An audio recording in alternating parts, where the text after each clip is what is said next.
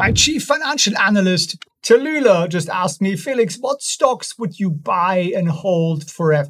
Give me your top 5. And I thought, that's a really, really good suggestion, isn't it, Sleepy Kitten? Why don't we do that? And I'm not just going to give you the names because that would be boring and you wouldn't learn anything from it. So I'm going to give you my 5 rules for how I select them. And on top of that, I'm going to also give you all the data. So if you head over to felixfriends.org/forever, you can download a spreadsheet with all the data that we're going to look at here for the largest 200 or so US listed stocks. And that's a great list to start digging into free of charge. felixfriends.org/forever. If you are not somebody who wants to wait forever, you want to make money faster, well, we made $6,000 this month, April, on about a $30,000 portfolio. And these are the trades I did. Very, very few, very, very little. If you want to learn how we do that, and that's a 3-step system. That's actually in some ways easier than what we're going through here. Come and join me live on Tuesday evening, felixfriends.org/webinar, and I'll teach you my whole system. I'm not promising you particular returns. I'm promising you that I will teach you my system, the 3 rules, the automations, how I do it in a couple of hours a week, and how you could use that. So what do we do with this list then? Okay, so we got all these stocks here, right? Lots of them. The first thing I'm going to do is zoom in a little bit so you can see what I'm talking about.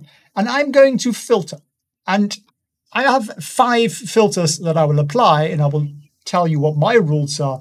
And you can obviously come to your own conclusion, not financial advice and so on. But I'm going to click on gross profit margin, filter by condition, none, and then greater than.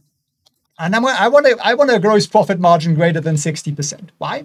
A gross profit margin tells you how hard is it to replace that product, that service.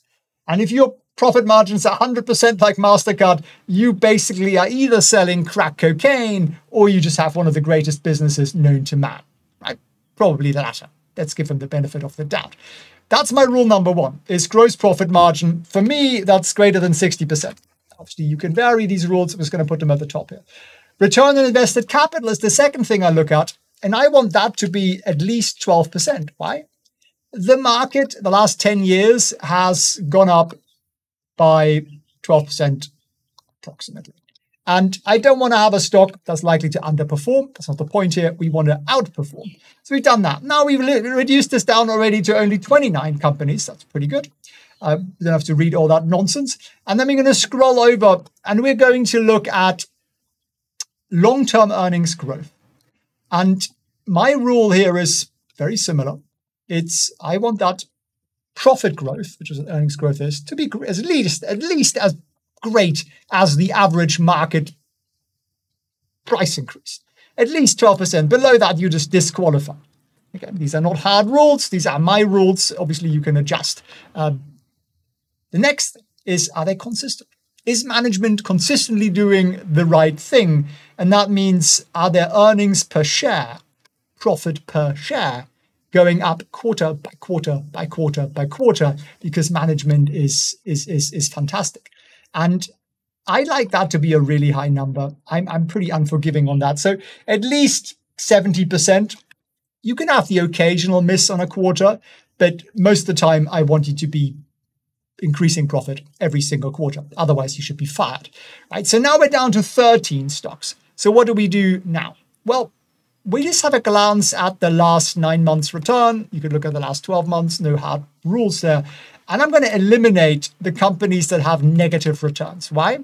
Because I'm not discount shopping. I'm not looking for a bargain. I'm looking for the reliable hold forever company. I'm just going to delete these. Okay, I'll put them back in when I give you the sheet. Don't worry. So we eliminated 2 here. Now, what else are we going to eliminate? We still have, what's that? 11? We want 5. Banks. Nobody understands banks. I used to be a banker. Bankers understand banks less than anybody. It's a morass of risk usually. Now, I don't know if New is a real bank or it's more of a retail fancy bank, in which case it might be all right. But for the benefit of doubt, I'm going to delete it. I'm also going to remove foreign stocks because they're foreign and therefore they're going to swing more, currency changes, all that kind of stuff. So PTD, I'm sorry, you are out. Now, what have we got left? We have got left 9 stocks. MasterCard and Visa card are basically the same business. We can't have both. So we're just going to take the one that has slightly better numbers at present, which is MasterCard. So Visa card, bye-bye. We now have 8 left. We still need to hit a few more on the head here. So what do we look at next? Well, let's dig a little bit deeper into the numbers. Who's got the highest profit margin, right? Who's got the lowest profit margin, rather? Well, Dexcom and Synopsys, although they make the chip stuff, you know, kind of an exciting business, but they are not that great. And then the third worst is Cadence, which is also a Synopsys competitor, and they'll have to go. And now we have 5 stocks left. You may love or loathe these, but we haven't factored in, do we like them? Do we loathe them? Do we like the industry? Do we like management? None of that. We've just done this on the basis of numbers. And it's a really good thing to do. You could make a slightly longer list and then dig a little deeper into them and then come to a conclusion on that because you want to weed out a bit more. But in my opinion, MasterCard's a brilliant business. I think Airbnb is a brilliant business, hard to replace. Broadcom, AVGO, the numbers speak for itself. Microsoft, one of the greatest businesses ever conceived. Whether you like the product or not, doesn't bloody matter. They know how to sell it. And Arista Networks, you know what? I don't really know much about Arista Networks, but the numbers are pretty good. Yeah, nothing really to complain about with any of this. Nothing really to complain about. So there you are. There is my list of 5 stocks. Now, how much are these going to go up by? So how do I look at that? I take, this is part 2 here, if you will. Look at the return on invested capital average. And the average is 29. So I'm just going to write that down here. Average is 29%. And then I also look at long-term earnings growth. What's the average there? 16.6%. So I'll just take the smaller of those 2 numbers and say, look, that's likely the amount by which the stock will go up by. Why? Because if your profits keep increasing 16% and your return on shareholder capital, invested shareholder capital, goes up 29% every year, it's kind of hard to conceive that the stock wouldn't go up, is somewhere in that range. So let's use a conservative number, 16.6%. And we go into a compound interest calculator, and we're just going to say that you have $30,000 right now, right?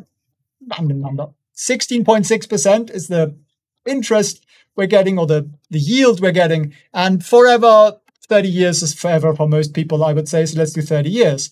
And what are we going to do? Well, this is the kicker. We have to put money into this every month. So let's just say we put $1,000 in every month, and I would call that an absolute minimum. I mean, really, the one lever you've got is putting an extra 10%, 20%, 50% on that. When people tell you that you should save 10 to 15%, they're lying to you. No, you should aim to save 50, 60, 70, 80, 90%. The truly wealthy save 99% of their money, maybe even 100. Seriously, that's where you want to get to. But if you just did this, $1,000 a month, 30 years, you're going to end up with $14 million. Not too shabby, right? You could spend 4% of that a year without ever affecting your portfolio. 14,308 times. So we added a 0 too many, didn't we? Yes, we did. So you'd have $572,000 to spend, which even in 30 years is probably still going to be a reasonable amount to live on, especially if you've already paid off your major debt factors, right? Now, bonus here, item number 3, and that is, what about growth stocks, Felix? What about the Palantirs and the SoFis and all the exciting growth stocks in there? Well, how do you allocate for that? For me, the rule is very simple. Generally, growth stock, 1%. Maximum of my portfolio goes into a growth stock, 1%. If I really, really have a strong conviction and research on that, and I don't mean some religious association, but I mean a really fact-based thing, 3%. And I tell you why. 1% of your money, if that company goes kaput, goes belly up, you lose 1% of your money. You're not even going to notice that. But if it becomes a 10xer, if it really does an amazing job, then it's going to go from 1% to 10%. You're going to really notice that. So it's kind of like a win-win. Your risk is very low, potential is there, and that's the way I allocate to it. So risk management and the size of investments or even trades is incredibly important. And if you want to learn all my trading rules and how we did this here, $6,000 last month in that small portfolio that I run for live for the community, then come and join me on Tuesday evening, felixrenzelog/webinar. If you found this video helpful, share it with a friend, share it with somebody who might get some value out of this. And I love you for watching. I love you for tuning in. See you on the next one. If you're worried what your favorite tech stocks are going to do next week with bank failures and everything else, then Winston, who was there briefly, is going to walk you through it. This is the video for you if you are interested in Google, Tesla, Uber, Meta, Apple, Microsoft, Palantir, SoFi, Nvidia, PayPal, Amazon, and the NASDAQ. I'm going to walk you through it.